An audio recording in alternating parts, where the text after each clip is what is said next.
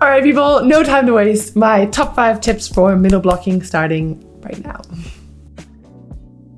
Hello friends, Michel here, and welcome to Monkey in the Middle Part 2. If you haven't seen Part 1, I will link it here somewhere.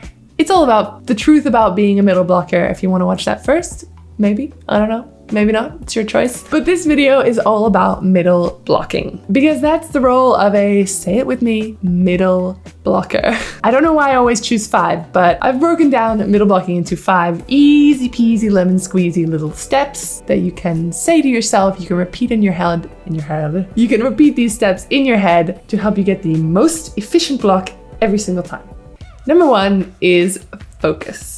The first and maybe most important thing about blocking before the ball is even served, this is the moment where you're going to be thinking about the other team's offensive options in this particular rotation. So is the setter front row or back row? Who is their main hitter? Does the setter like to dump? Does the middle like to go in front or behind in this rotation? Is the pipe an option? All of these are things that you have to think about before the ball is even in play. I know it's a lot, but it's your responsibility as a middle to communicate all of these things to your teammates around you.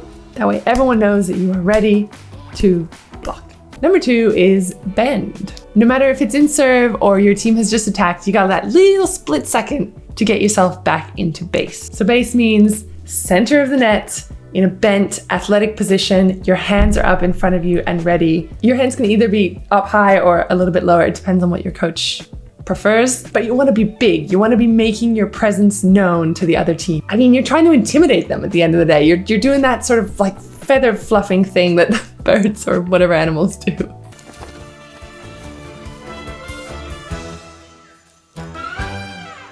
You want to be a big presence at the net if you're a middle blocker. You gotta let your opponent know, I'm here, I'm ready, and this is my net. Number 3, explode. Not like literally, but you want your first steps to be explosive because you've probably got a lot of ground to cover if you're heading to the antenna. So you gotta make it kind of quick. So as you open up with your first foot parallel to the net, you're gonna push off of your back foot because that's where you're gonna get your speed and your power going into the approach to block. And that's why the previous step are called bend, because you got to start in that athletic position. You got to have your knees bent, ready to explode in your push-off first step so you can get some speed going into your approach. Does that make sense? I feel like I've said that kind of weirdly, but explode. Number 4 is press. So once you've done your footwork, you're in primo blocking position, you've taken off, you're in the air. The most important thing to do is to press over the net. You're not gonna be blocking any balls if your hands are on your side of the net. You don't even have to wait until your arms are fully extended. So as soon as your arms are coming up over the net, you wanna be pushing over the net because you gotta avoid those sort of awkward moments where your head's on this side and the ball comes and just sort of dribbles. You don't wanna do that. Number 5 is squeeze. All right, you got all the way there. You're in the air, you're pressed over the net. Now you want to squeeze every single muscle in your body. I'm talking everything.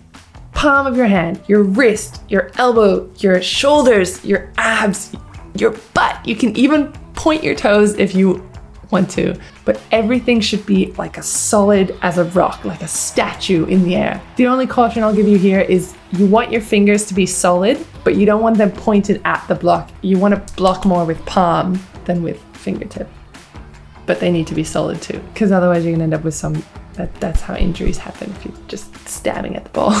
But you want to be like a wall. So if the ball hits you, it's going straight back down into the face of the person who sent it to you. A booyah. So smug, like he thought it was funny, like this.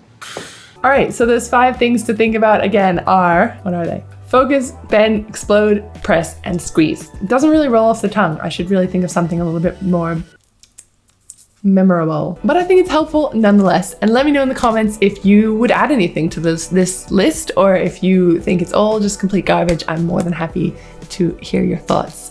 If you learned anything at all, please hit the like button and subscribe if you're into volleyball tips and tricks and things. Part 3 is coming out and it's all about attacking, so make sure you check that out. I know you're curious what I have to say about attacking, right? I'll see you in the next video.